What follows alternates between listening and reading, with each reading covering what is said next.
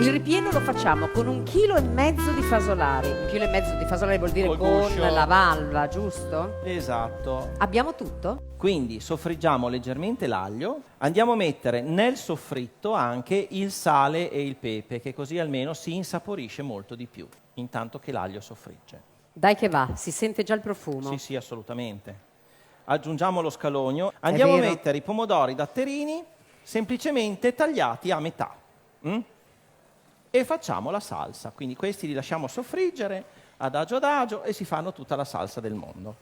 Allora, questi sono gli ingredienti per l'impasto degli gnocchi. Però l'impasto degli gnocchi più o meno è 1 chilo di patate lessate, schiacciate e lasciate raffreddare con 300-350 grammi di farina. Anche lì ci regoliamo un attimino in base a quanto è più o meno acquosa la patata, un uovo intero, il sale e il profumo di noce moscata che adesso la Rizzi mi grattugerà. Da buon pescatore di Marano farà vedere al nostro pubblico come si aprono. Allora Claudio, fai un movimento lento, fai vedere e spiega cosa stai facendo. Ok, iniziamo da questo. Sì. Ecco, mettiamo il coltellino a metà. Oggi Sì. è un po' duro perché il fasolaro è fresco, pescato stamattina, quindi resta un po' più duro da aprire. Si muore. Crudo.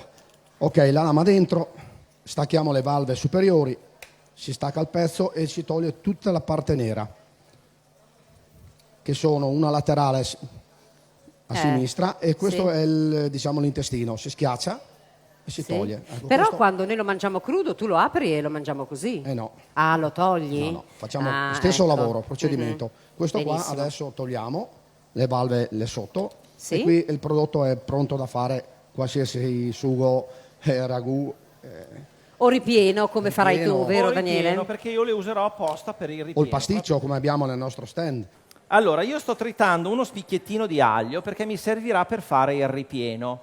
Quindi le fasolari crude vanno mescolate alla patata cotta che vi ho fatto tenere indietro schiacciata, la metti dentro nella ciotola grande, Yes. poi ci metti il prezzemolo tritato, mezzo spicchio di aglio tritato, le fasolari, ovviamente Che sono pronte senza qua. il liquido. Quindi le prendo Ah, con le le mani. facciamo- No, guarda, così. Ho messo le patate lessate, Tenere un l'aglio, buono. il prezzemolo, il sale, il pepe e le fasolari crude. E questo è il ripieno. Vado a prendere l'impasto degli gnocchi che abbiamo fatto prima sulla spianatoia bella infarinata. Quando usate i fasolari, per qualsiasi preparazione vogliate fare, non tagliateli, cioè non andate magari a tritarli, a sminuzzarli, perché altrimenti diventano duri. Infatti l'ho messa E intera. tu li hai messi interi, è vero? Quindi andiamo a stendere col mattarello l'impasto degli gnocchi. Con l'impasto degli gnocchi dovete tagliare dei quadrati. Con una forchettina prendiamo il ripieno, lo mettiamo al centro del quadrato o del rotondo che avete fatto, quindi li andiamo a chiudere pizzicandoli così. Diventano dei triangoli.